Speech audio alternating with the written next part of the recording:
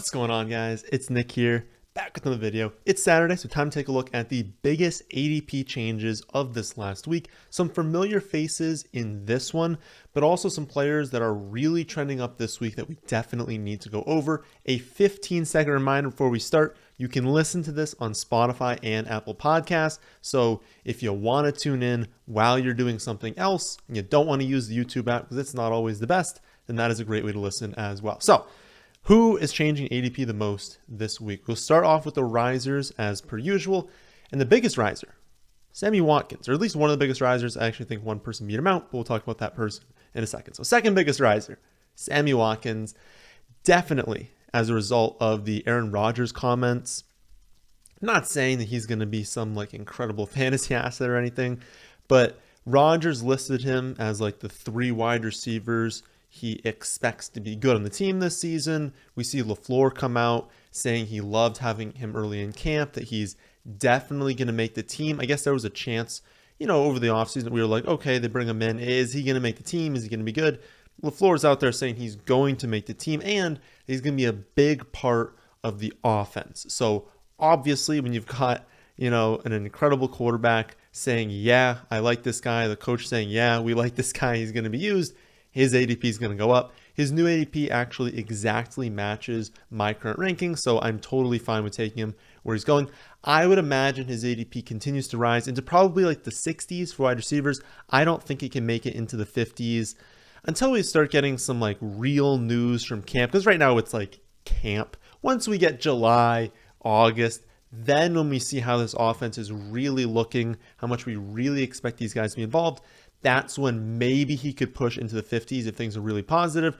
For right now, I think he's still going to be like a late round pick somewhere in the 60s, but I'd still think his ADP is going to rise a little bit more from what it is right now. We haven't seen too much of an impact on the other wide receivers, so a lot of times, when one player goes up, other people come down. That hasn't really been the case. Lazard has actually increased in his ADP. Watson, Tunyon, Dubs all dropped, but it was by like 1 spot. That could be randomness. It's not really a big impact to anyone else. It's just people saying, oh, okay, Watkins is a fine flyer late, I'm going to start taking him, and not necessarily saying I can't take like Christian Watson, Tunyon, or Dubs. So really just Watkins rising on his own. Next 3, all late round running backs. Jerick McKinnon, who was the person I was mentioning before, that is the number 1 riser this week, but it was riser from like nobody's drafting to, okay, people are taking in like their last pick or their second to last pick. So a big riser, but not like, he didn't jump like 5 rounds into the 10th or anything like that. But Jerick McKinnon, Zamir White, and Darrell Williams. McKinnon up a round, White, Williams up about half a round each, maybe a little bit more than half a round. I couldn't find the specifics of the McKinnon contract. We know it was a year. We know it's not going to be a lot of money because, he's 30 years old. He's never been over 570 rushing yards. Like, he's not going to all of a sudden get a bunch of money. It's going to be a very small contract, but I haven't seen the details of it yet. Hopefully that gets released soon. I think people are excited about this because of how the playoffs went. He was really good in the playoffs. Maybe people are thinking, oh, he's going to be, catching like 3-4 balls a week. He could have some touchdown upside if he used him in the red zone. I just want to remind everyone what I said before. 570 rushing yards was his best. That happened back in 2017. He missed the next 2 seasons. Then he had 319 rushing yards 2020, 62 last year before the playoffs, and now he's 30 years old. So I just want people to be consistent. If you are someone that's like, oh, you can't draft, say, Raheem Mostert because he's old, he's never really put together a full season, he's always hurt, then you also need to extend that exact same thought to McKinnon. You can't like Mostert and hate McKinnon, or hate Mostert like McKinnon. Like, you have to have kind of the same thoughts on both of these players. And if anything, Mostert's probably less of a risk than McKinnon. And I understand people saying, well, I don't care about risk in the last round. And it's totally fine. Again, I'm fine if you want to take a flyer on him with your last pick. Especially on Underdog, you're so late in the draft at that point. Whatever. If you're in redraft, if we're being honest, your last pick, it better be like the 16th, the 17th round. You shouldn't be taking him like the 13th and the 14th rounds. Like, there are still better players than him. But I'm totally fine. Last pick, you want to take a flyer, but that's all he is. I really don't think he should be going any earlier than the last pick. And if he starts to really climb in drafts because people think that like the playoffs last year is going to be a continuation into this year, that's very, very wishful thinking. He's probably going to have a very, very small role, be used sparingly, and never going to be someone that you can actually start unless there are like multiple injuries. Even if there are multiple injuries, I think they would bring in another running back. So not someone I'm really excited about, but last pick, sure, you can do a lot worse than McKinnon. Other running backs that I talked about there, Zamir White, Darrell Williams. You guys know my take on both of them. Really like them. Fantastic late round picks.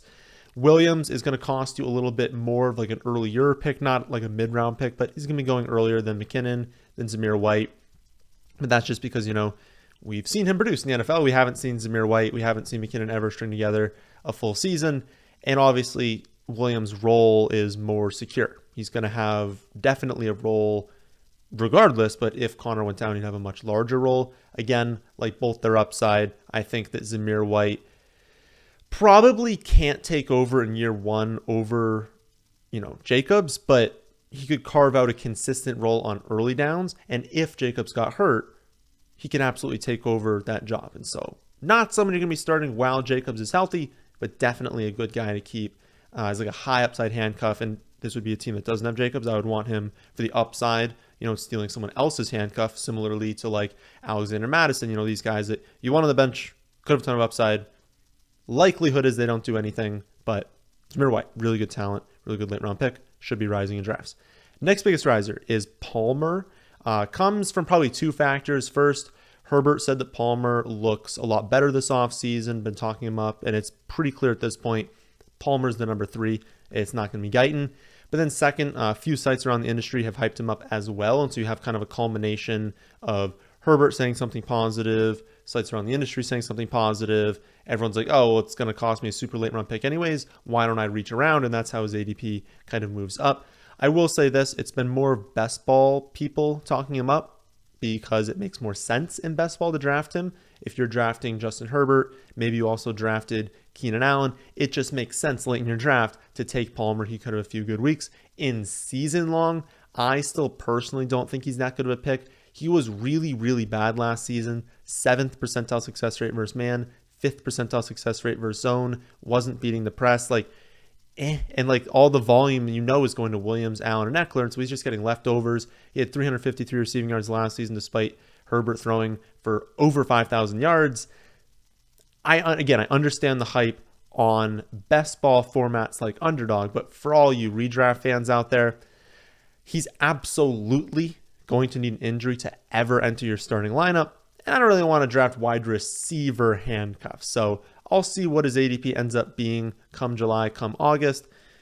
But he's fine. He's a fine late round pick, not one that I'm going to make in a season-long format. Another big riser is MVS, up 4 spots to 96th overall. That is the late 8th round.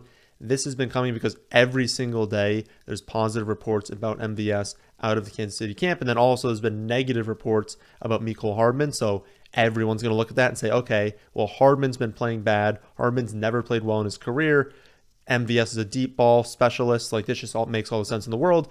My caution here, another caution, is that yes, he is a deep ball specialist. He was really good on the deep ball for the Packers, but it was because he's trash at everything else. He's a specialist, but usually you have someone who's a specialist at something, they can at least do something else.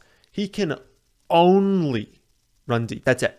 He cannot beat man. He cannot beat zone. He cannot beat the press.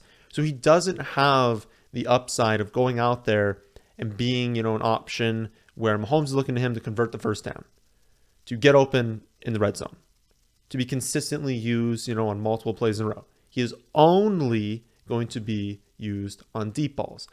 And then also, I keep bringing this up, he's not going from Zach Wilson to Mahomes. He's going from Aaron Rodgers to Mahomes. Not even really that much of an upgrade. And so, yes, he'll be good in probably a best ball format, very randomly have good weekly ceilings. And he'll probably be someone, if you want to draft in redraft, that if you need a bye week fill-in, he's going to have some really high-end weeks this season. And so you could just get lucky.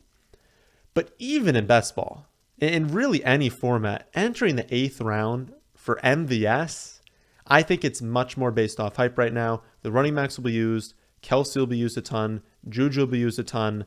MVS is kind of 4th on that list for me. And I don't want to draft the 4th option who's going to have 2 points some weeks and 17 points other weeks. I don't see the consistent upside. I don't see it ever happening for him. And so I'm not going to draft him, and I'm definitely not going to draft him as we're buying into the hype. My rankings say he's a 10th round pick. If he's in the 10th round, sure, but not the 8th round. It's just too early for me. Final riser, we'll go over today before we do the fallers, is Justin Fields, for a pretty similar reason, honestly, as Palmer. He's up a few spots. Basically, it's a combination of some good reports out of camp. I would say that there are definitely negative reports from that camp, which makes sense. They have really no skill players. And so, like, Mooney's great. I think Kment's good. I think they're going to both have good seasons. But other than that, they don't have that much talent in the receiving game. And so it's going to be difficult for Fields to really reach his ceiling this season. But there have been some positive reports. And then some people around the industry are also hyping him up as a really good late round pick. I agree. Really good late round pick. Especially given his mobility. He doesn't need to be that great as a passer. But I think that's all he can be. I mean, I looked at the rankings, the projections. I would need to boost him a good amount to make it into the top 15. And right now his ADP is 16. So good pick. Someone that you can definitely draft as your quarterback 2. Maybe your quarterback 1 if you really waited a long time and you get him in a value. But that's all he is a quarterback 2, a late round pick with upside. He's not someone that you should be going into your draft expecting to take 16th overall, even like maybe saying I'm going to reach to 14th or 15th for quarterbacks. I don't know why I said overall before. 4 quarterbacks, obviously. And so he's fine. Really want him as my quarterback 2.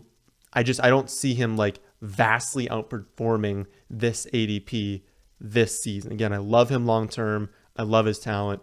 Until they get more talent to surround him with, like, I don't think he has enough weapons to really shatter this ADP. So he's fine. He's like an okay pick. Biggest fallers. Top 3 Browns players. That's just going to keep happening. We don't really need to go over that all too much. Watson, Bell, Njoku, Donovan Peoples-Jones, like all those guys are down. I'll say it's more the bottom end this week. So before we saw also Chubb, Cooper, and Hunt go down. Those guys dropped, but it was like a very small amount. And actually, I think Chubb went up a little bit. Maybe even Chubb and Hunt went up. But there were very minor impacts to the high end. It was more the lower end guys. Again, Watson, Njoku, Bell, and Donovan Peoples-Jones all taking a pretty significant hit. I actually drafted a Brown stack in my latest Best Ball Mania 3 draft on Underdog. For those of you who don't know, that format is very heavily weighted towards the high end. So it's not just, oh, I'm trying to beat 12 people. It's I need to finish top 2 against 12 people. And then in weeks like 14, 15, 16, 17, like all these weeks, continue winning each and every week. So you need high-end performances. And so I wanted to try, and then a bunch of the money is at the top, right? It's $1 million to first place, $1 million for the highest scoring team. So I was trying to build a unique team. And so I drafted Chubb, Cooper, and Bell, who are, I think, the best 3 to stack on this team. You could argue Njoku over Bell, but I like the Chubb, Cooper, and Bell stack. And then I drafted Jacoby Brissett in the final round, basically saying, I think Watson's suspended for the full season. I also think that Baker's probably going to get cut even if that happens because that relationship is just strained. I mean, he's not even like allowed in the building right now. So could this easily fail? Yeah, if Watson doesn't see a suspension, obviously that team just loses. But I thought it was worth a shot if he gets suspended, if we see Brissett for the full season. I mean, Brissett was obviously my second quarterback and like the last pick, in the 18th round. So that's kind of where I'd be attacking Browns players or for one-offs. Again, I think Chubb is still fine. Cooper's becoming a value soon because his ADP keeps dropping, but their ADPs deserve a drop because before we thought Watson was going to be the quarterback. Now, not so much. Aside from Browns players, James Robinson has seen his ADP drop out half a round, now being taken in the early 15th. I actually drafted him on the last Tuesday night live stream. You guys know that I love Etienne. I have been off James Robinson, but I got him as my 5th running back at 177, which is the late 15th round. I think it's worth a shot in the late 15th round. My other options, just so you know, in that draft were Brian Robinson, Zamir White, and Foreman. And I'm totally fine taking, those guys over Robinson, but I didn't have any shares. I thought that he was a solid late pick at that point. He's going in the early 13th, like a month or 2 ago, and nothing has changed since then. Everything that we thought was going to play out has, but his ADP has dropped, 2 to 3 rounds from there because I got him in the late 15th. Next up, Michael Thomas down 5 spots into the 6th round, actually the late 6th round at this point. This absolutely comes after news that he's not going to be ready to return yet. People are just getting concerned that he's just never going to come back from this ankle injury. I was never getting him earlier in the offseason, but then, like with Robinson, I got my first share this week of Michael Thomas. The draft is still ongoing, but so that you know, the team that I did draft Michael Thomas on: Josh Allen at quarterback, Dalvin Cook, Aaron Jones, David Montgomery, and Melvin Gordon at running back, and then Sutton, Devonta Smith, Thomas, and then Tyler Lockett at wide receiver, and then Dawson Knox at tight end. Again, the draft is ongoing. There's going to be more picks there. That's a type of team that I would be comfortable drafting Thomas with. I don't want Thomas to be my clear number one wide receiver, and I don't want him on a team where I'm like, oh, I don't love this team. It's fine. I need a lot more depth at wide receiver. I got to that pick, and I was like, I obviously like my quarterback, Josh Allen. I felt really good about my running backs. I thought starting off Sutton and Devonta Smith was like a solid duo for wide receiver, and I thought that I could still get value a little bit later on. And so I was comfortable with my wide receivers, and that's when I went after Michael Thomas. So if he fails, basically you want to draft him on a team where if he fails, it's fine. You don't just like lose the league if he fails. I thought getting him at 80th overall, mid-7th round, that's a good spot because it's like a lot of picks are going to fail in that range anyways.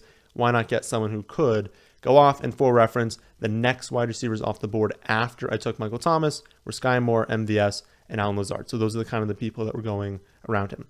Another wide receiver falling this week is Jameson Williams, down another 4 spots to 121, which is the first pick in the 11th round.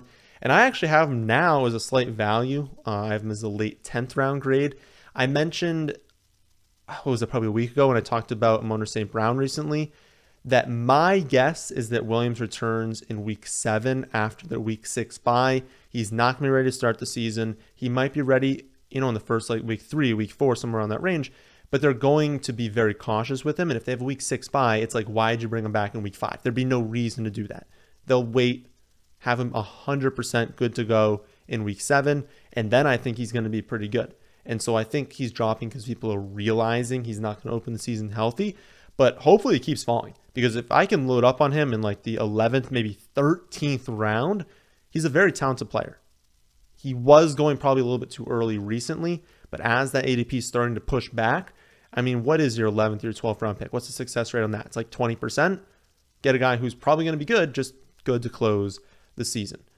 So we'll finish off. Those are kind of all the players that were rising and dropping. There's really no one outside of that. Changes were more like 1, 2, 3 spots. But here are a few players that I think are going to increase in ADP over the next week. We did good last week, not fantastic. We went 4-2 predicting risers, but only 3 names this week because honestly, there wasn't like a ton of important news. There was some news that came out, but nothing that was overly important. But 3 names I think are going to go up in ADP. Robert Woods, because, if he looks good in camp right now, I mean, he's got 3 months still to recover. I think he's going to be good to go to start the season. And Treylon Burks is, struggling to breathe at camp. And so he, obviously has to be going down on people's boards. And so that's going to bring up Robert Woods, I think. Zeke, because they continue to talk him up. And I think people are going to realize eventually they're still going to feed him the ball. It does not matter if Tony Pollard's better. They're going to feed Zeke. They want to feed Zeke. And so people are going to realize that and be like, oh, why is he going so late in drafts? So I think he's going to rise. And then Dak. A report came out that they were intentionally limiting his carries last season because, they wanted him to be really just like good to go off of his injury. But they said this season, they're putting those plays back in. Design quarterback runs, plays that have the potential to scramble in them. And so obviously it's going to increase his value. He's right now the 10th quarterback off boards going the early 8th round, which is absurd value. He's my quarterback 7, 6th round grade. Dak is a phenomenal pick. So those are the players that have seen their ADP rise and fall the most this last week. But ADP is going to keep changing throughout the offseason until we get to week 1. So make sure you have my latest projections and rankings for every scoring format and every league size at my website, thefantasyfootballadvice.com. I'll be back Monday, another episode of Mock Draft Monday. Then I'll be going live Tuesday, 8 p.m. Eastern, like every Tuesday, do an Underdog draft and answer any questions you guys have about players or strategies. Come to that with anything that you're curious about. That, my friends, is the end of this one. Hope you all enjoyed. If you did, how about hitting the like button? And how about subscribing to the channel if you're new here? Thanks for watching.